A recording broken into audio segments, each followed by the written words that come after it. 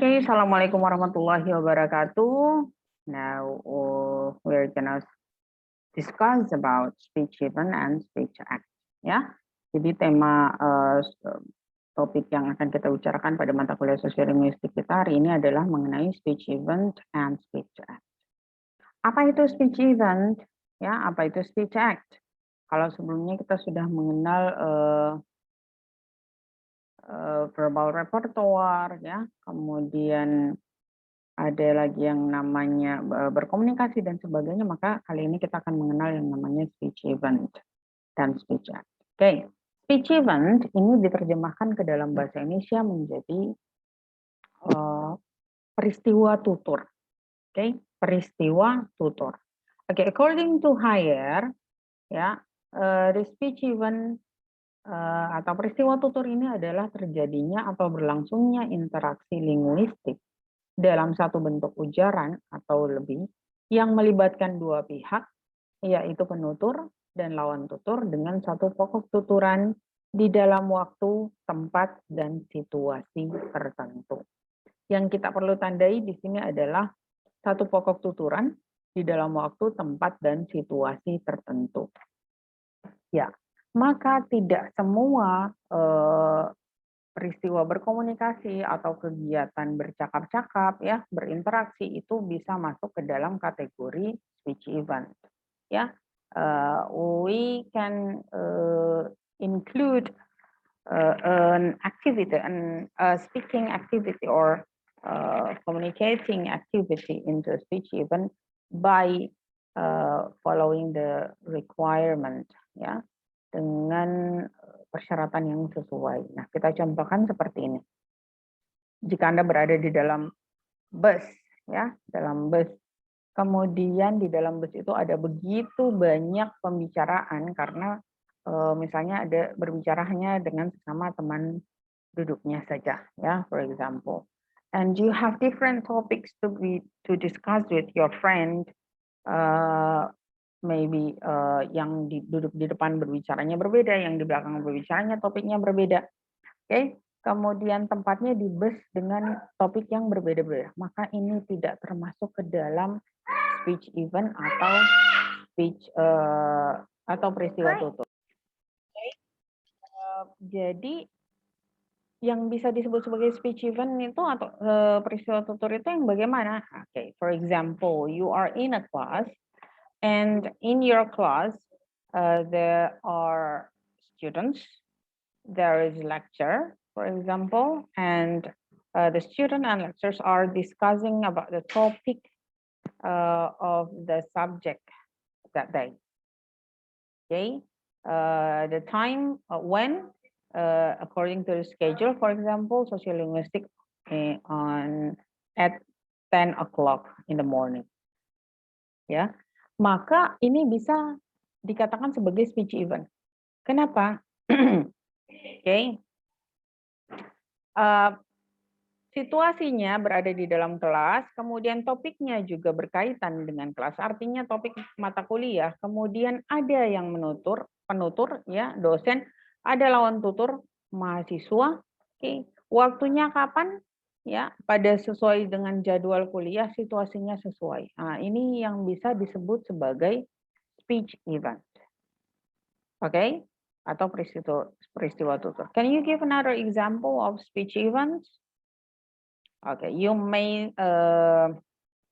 think about a situation that according to this definition, you can say that situation is a speech event. Oke, okay, kita lanjutkan. There are 8 components, yeah, in speech event that need to fulfill. Okay, and these components is called as speaking, ya. Nah, jadi ada 8 komponen atau ada 8 syarat yang harus dipenuhi sebuah peristiwa tutur disingkat menjadi speaking. Jadi speaking ini akronim, ya. It is an acronym. Kemudian huruf-hurufnya, ya, itu ada speaking, S-P-E-A-K-I-N-G.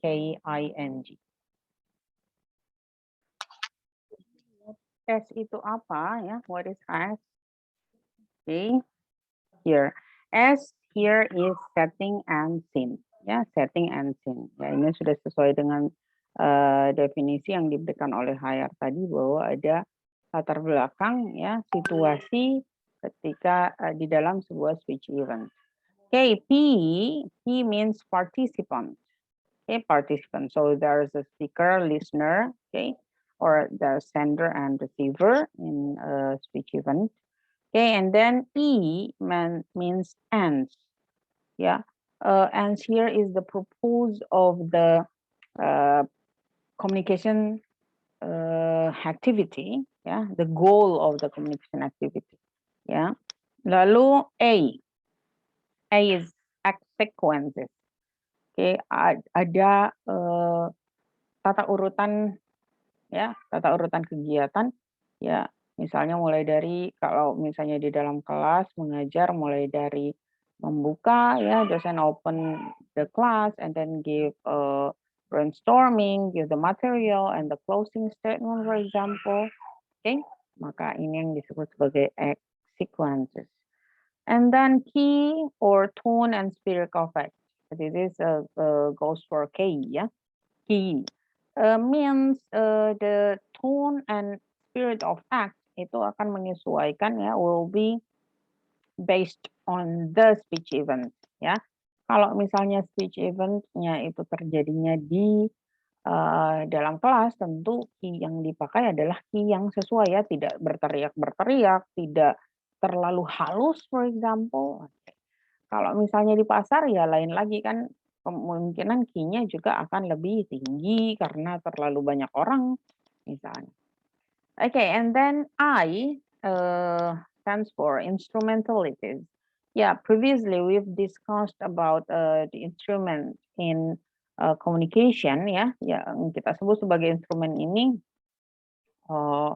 di sini adalah dilakukan secara lisan atau tulisan ya, melalui media, oke. Lalu apa namanya, digunakan disampaikannya seperti apa. Oke, and then norms of interaction and interpretation. Nah, norma yang dipakai ini seperti apa? Ada aturan-aturan. Kalau di dalam kelas tentu saja ada aturannya. Misalnya dosen harus menggunakan bahasa yang sopan ya, kemudian mahasiswa juga memberikan respon dengan bahasa yang baik ya, sehingga terjadi satu situasi yang tentu saja terasa formal ya kalau berada di dalam kelas atau semi formal. Berbeda dengan kalau kita berada di luar ruangan misalnya di pantai ya, kayak ini kalau kita menggunakan bahasa yang seperti di dalam kelas otomatis tidak akan sesuai. Oke, next ya, genre ya, yang terakhir ya, the last one is genre. Yang dimaksudkan dengan genre di sini adalah pola bahasa yang digunakan di dalam sebuah speech event, dalam sebuah peristiwa tutur. Oke, kalau di dalam kelas otomatis pola bahasanya adalah pola bahasa yang baku ya, formal ya. Kalau di pasar otomatis yang tidak baku ya, yang santai misalnya. Kalau dengan teman ya, maka situasinya juga berbeda. Maka pola bahasa di sini yang dimaksudkan di dalam genre ya. Okay, so you need to pay attention on the 8 components of speech event, yeah, speaking, SPEAKING, to call a situation as a speech event. Jadi kalau tidak memenuhi, maka ini situasi berkomunikasi atau berinteraksi itu tidak termasuk ke dalam speech event. Oke, ya semoga bisa menggambarkan, bisa memberi contoh ya yang seperti apa speech event setelah yang saya contohkan tadi. Kita masuk lagi sekarang ke speech act. Oke, speech act. What is speech act? Speech act in bahasa we call it as tindak tutur. Jadi kalau tadi speech event itu adalah peristiwa tutur, speech act ini adalah tindak tutur. Okay, what is speech act? It is an action performed by producing an utterance. An action performed by producing an utterance.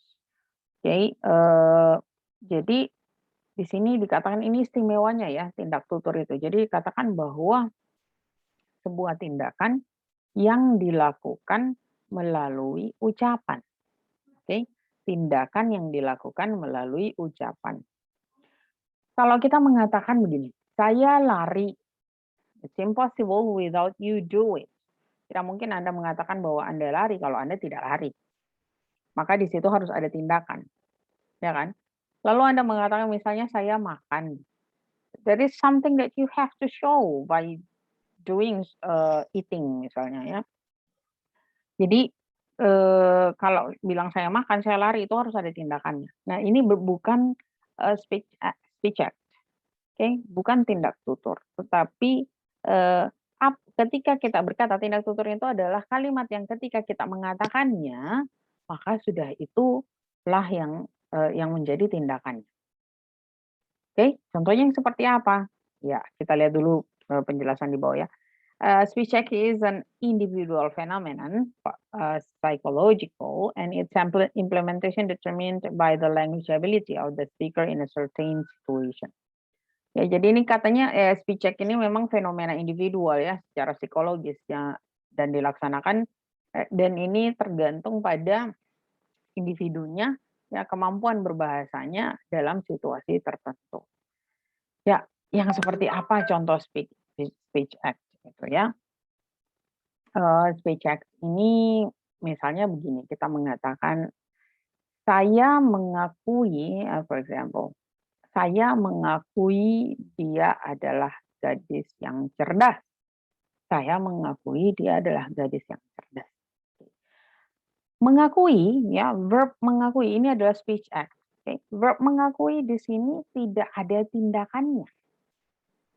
Tetapi ketika kita mengatakan mengakui, maka itulah yang kita lakukan. Maka itulah yang terjadi. Bahwa kita melakukan pengakuan terhadap kecerdasan orang lain. Maka kita mengatakan, saya mengakui dia adalah gadis yang cerdas. Oke, beda kalau misalnya saya melihat dia lari. Melihat itu kalian melakukan tindakan melihat. Tapi beda dengan mengatakan mengakui. Oke, masih banyak contoh yang lain terkait ini. Misalnya, oke, pada saat orang menikah coba. Ini tidak ada tindakan ya kecuali kata-kata. Menikah itu adalah satu proses yang kalian lakukan betul-betul lewat kata-kata. Ya, perjanjian, tapi yang dilakukan dengan kata-kata. Ada yang pernah lihat menikah itu seperti apa prosesnya? Itu pestanya ya. Tapi kalau kata menikah itu sendiri itu dilakukan lewat kata-kata. Saya ya, saya menerima, saya nikahkan, oke, itu kata kalau penghulu ya, saya nikahkan Fulan dengan seorang gadis. Nah, nikahkan itu dilakukan. Kalau tidak kalau si penghulu tidak mengatakan saya nikahkan, tidak jadi itu pernikahan. Oke, itu kekuatannya. Tidak bisa hanya dengan apa yang mau dilakukan menunjukkan sebagai saya menikahkan itu. Tidak ada. Kecuali dengan kata-kata. Jadi kalau penghulu sudah mengatakan saya nikahkan, maka sudah itulah tindakannya yang sedang dia lakukan. Beda kalau lari ya, tanpa dikatakan ya lari, orang tahu itu lari. Oke, bisa memahami di sini mengenai speech act. Nah, speech act ini ada macam-macam bentuknya ya. Speech act ini ada yang namanya locutionary act, illocutionary act, perlocutionary act. Oke, locutionary act ini katakan basic act of utterance producing a meaningful linguistic expression. Ini yang seperti tadi yang saya sampaikan. Ya. Lalu illocutionary act, function communicative force of the utterance, also called illocutionary force, can be a statement over explanation. Ya, jadi kalau tadi locutionary act itu kalimat yang biasa ya, yang misalnya saya mengakui dia hebat. Gitu. Nah, illocutionary ini bentuk penjelasan ya mengenai apa saja. Nah, ini akan memberikan ketika kita melakukan penjelasan itu akan menimbulkan perlocutionary act.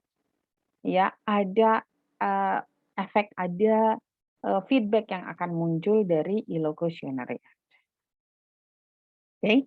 Ada feedback. Misalnya Anda mengatakan begini, eh, saya, oke, hari ini panas, misalnya ya, hari ini panas. Lalu Anda mengatakan saya merasa panas di dalam satu ruangan. Dalam ruangan itu ada AC misalnya atau kipas angin. Lalu Anda mengatakan saya merasa panas, saya merasa gerah. Oke, illocutionary act. Maka akan muncul perlocutionary act, ya, akibat dari illocutionary act tadi. Seorang mengatakan, baik, akan saya nyalakan AC-nya. Baik, AC-nya akan saya nyalakan.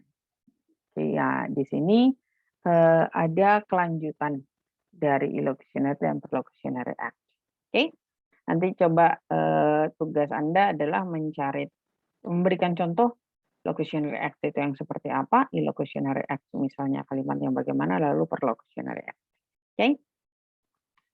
Ya, di sini saya kasih example. I have an example here. In uttering the locution. Oke, locutionnya misalnya ada yang mengatakan, is there any salt? Ya, is there any salt? At the dinner table, one major by perform illocutionary act. Ya, by requesting salt. Jadi misalnya dalam satu situasi ada yang bertanya ada garam, oke, kemudian orang lain akan melakukan illocutionary act dengan bertanya, boleh apa namanya, boleh kami diberikan garam misalnya, ya. Oke, lalu di sini katakan, oke, maka akan ada orang lain, oke, yang akan bawa ini garamnya. Oke.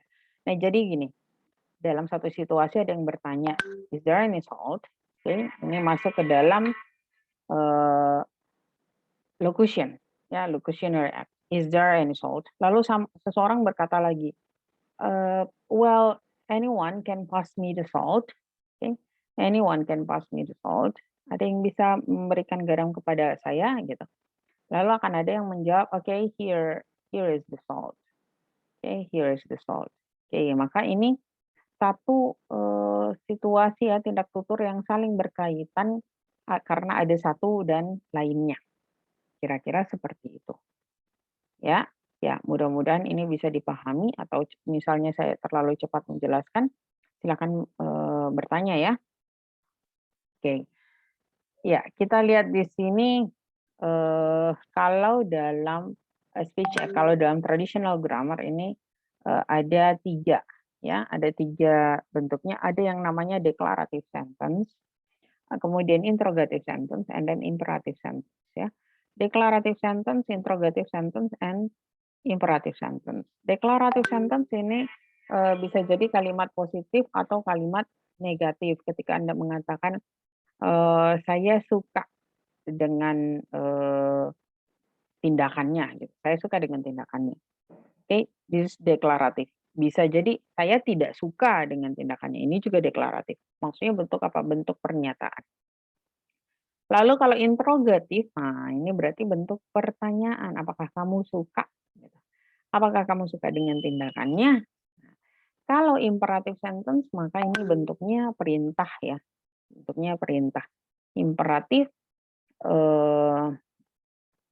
tolong, atau berikanlah kepada saya, itu bentuk imperatif. Oke. Nah, kita lihat di sini, declarative sentence ini terbagi 2, ada yang konstatif dan performatif. Oke, ada yang konstatif dan performatif. Konstatif ini yang tadi yang saya contohkan ya. Misalnya kalian mengatakan saya makan nasi gitu. That's konstatif. Saya tidak suka pisang misalnya. Nah, kalau performatif ini penjelasan di awal tadi ini, performatif itu adalah apa yang kalian katakan itu adalah tindakan, ya. Apa yang kalian katakan itu adalah tindakan. Nah, ini contoh-contoh yang sebelumnya, saya nikahkan si ini dengan si ini misalnya. Atau ketika kalian mengatakan saya percaya, nah, jadi saya percaya ini juga bentuk performatif ya. saya percaya karena percaya ini tidak ada tindakannya. Tapi kalau dikatakan maka orang tahu bahwa Anda percaya.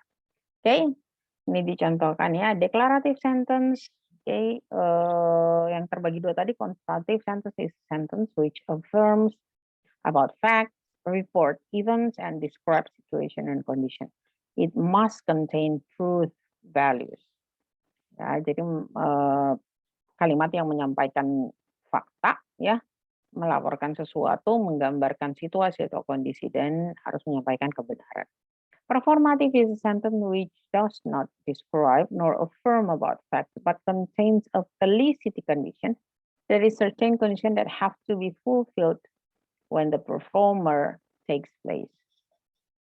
Oke, jadi ini tidak menyampaikan berita, menyampaikan fakta ya, tetapi menyampaikan satu kondisi yang ketika si orang yang mengatakan kalimat atau mengujarkan kalimat itu, maka sudah itulah tindakannya.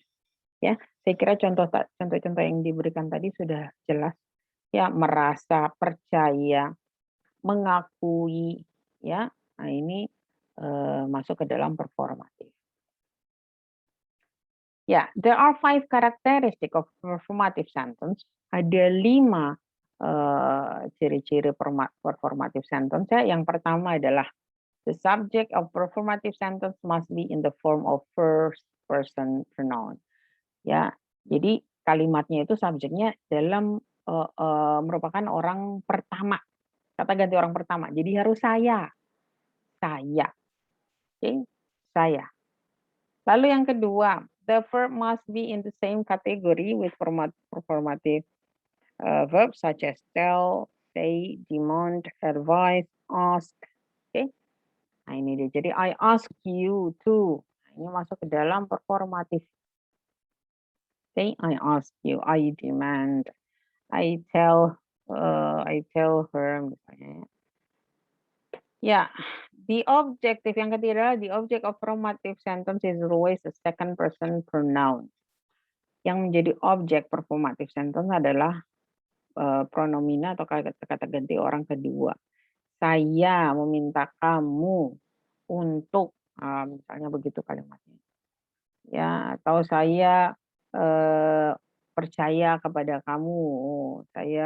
Itu maksudnya performative sentence. Lalu yang keempat, it must be in the form of affirmative, not negative. Ya, it must be in the form of affirmative, not negative. Jadi harus dalam bentuk positif, bukan dalam bentuk negatif, bukan negasi ya. Jadi kalimatnya bukan saya tidak, nah bukan gitu. Ya, bisa ini bedakan. Jadi kalau sudah ada 5 syarat ini, Anda sebenarnya bisa memberikan contoh atau mengklasifikasikan kalimat mana yang merupakan kalimat performatif.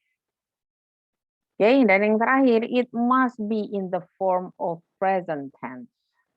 Harus dalam bentuk sekarang. Jadi tidak bisa yang sudah lewat. Kalau dalam bahasa Inggris jelas ya, we have the tense for telling the past, like I asked you, I asked you. Nah, ini kan sudah lewat. Tidak masuk ke performatif, tapi kalau I ask you to misalnya. Oke. Nah, ini masuk ke dalam performatif. Oke, maka 5 syarat ini ya, karakteristik dari performative sentence ini akan sangat membantu Anda untuk menentukan kalimat ini masuk ke dalam kalimat performatif atau tidak. Oke, di sini dicontohkan I promise you, ya kan? Saya menjanjikan, I promise. Oke, kalau tidak pakai you tidak apa-apa, tapi kita sedang berbicara dengan orang di depan kita. I promise to bring the book back. Nah, saya berjanji saya akan bawa bukunya kembali. Itu kan otomatis sudah berjanji kepada orang yang ada di depan Anda. I'm sorry for making this room a mess. Ya, I'm sorry. Jadi I'm sorry-nya di sini juga sudah menunjukkan bahwa dia sedang berbicara dengan seorang di depannya, ya, menyatakan penyesalannya karena ruangannya berantakan. I admit, ya, saya mengakui Ini kan kalian berbicara dengan orang, kalau tidak ada teman di depan Anda yang mendengarkan ini, tidak ada yang tahu kalian berjanji, kalian mengatakan sorry ya, atau menyesal, atau kalian mengakui. Jadi harus ada, bahwa yang menjadi objek berbicaranya itu adalah orang kedua. I'm hereby to make you, saya, di sini bermaksud untuk, itu dia ya. Jadi ini, ekspresi-ekspresi yang bisa muncul ketika, dalam, kalimat performatif ya, I promise, I'm sorry, I admit, I hereby to make you, misalnya. Oke, saya kira demikian. Semoga bisa, tadi kita sudah mengenal speech act, kemudian ada speech event. Di dalam speech act ada yang kita kenal sebagai locutionary, illocutionary, perlocutionary act.